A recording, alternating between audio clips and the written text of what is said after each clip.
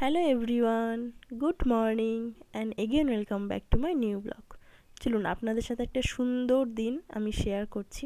সেই দিনটা ছিল আমার ভাইপোর মানে আমাদের বাড়ির বাবুর জল চাকানো, যেটা 6 মাস পর প্রায় প্রত্যেকটা বাচ্চাদেরই একটা জায়গায় মানত থাকে, সেখানে জল চাকাতে হয়। তো আমরা সেখানেই যাওয়ার উদ্দেশ্যে রওনা দিয়ে দিয়েছিলাম।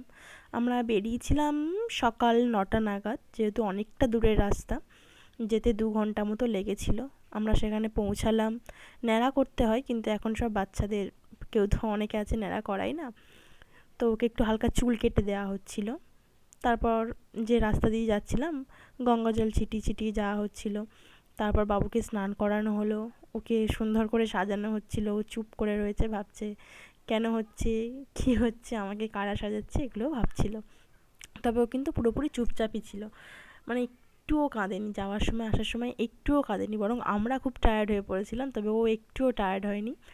ও একদম শান্ত ছিল, কোনো কান্নাকাটি না, কিচ্ছু না। সবাই সেটাই বলছিল যে কত শান্ত।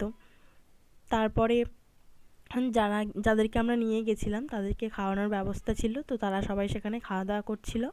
আরও সমস্ত যারা গেছিলো তাদের বাজনা বাজছিল, দেখছিল সব দিকে।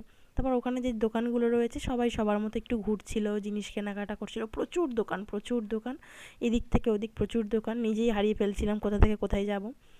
তারপর আমরা মন্দিরে প্রবেশ করলাম। তো খুব ভালোভাবে বাবাকে দেখলাম, দর্শন করলাম, পুজো দিলাম। আর প্রচুর ভিড়, সবাই সবার মানত পূরণ করতে গোপাল নিয়ে যাচ্ছে, কেউ সখী নিয়ে যাচ্ছে। আর সত্যি কথা বলতে ওখানে তো বট গাছটাই আসল বড় কাছারি, আর নিচে শিবলিঙ্গ তো রয়েছেই, তবে ওখানে বট গাছটাই হচ্ছে আসল বাবা। তো সবাই দেখছিলাম খুব ভালোভাবে পুজো দিচ্ছিল, আমাদেরও ইচ্ছে ছিল অনেক দিন ধরে যাওয়ার। তারপর আমরা সবাই মিলে পুকুরে মানে বাবার পুকুরে স্নান করে নিচ্ছিলাম দণ্ডি কাটার জন্য। দাদা বৌদি মা বাবা আমি, না সরি বাবা না, মানে দাদা বৌদি মা দিদি আমি। দাদা বৌদি দণ্ডি কাটবে না, তবে আমি মা দিদি দণ্ডি কাটবো বলে পুকুরে স্নান করছিলাম।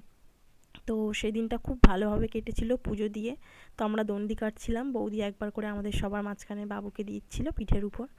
তো ভিডিওটা এত পর্যন্তই, কেমন লাগলো অবশ্যই জানাবেন। ভালো লাগলে একটা লাইক করে দেবেন। দেখা হচ্ছে নেক্সট ব্লগে। সবাই ভালো থাকবেন, সুস্থ থাকবেন, সাবধানে থাকবেন।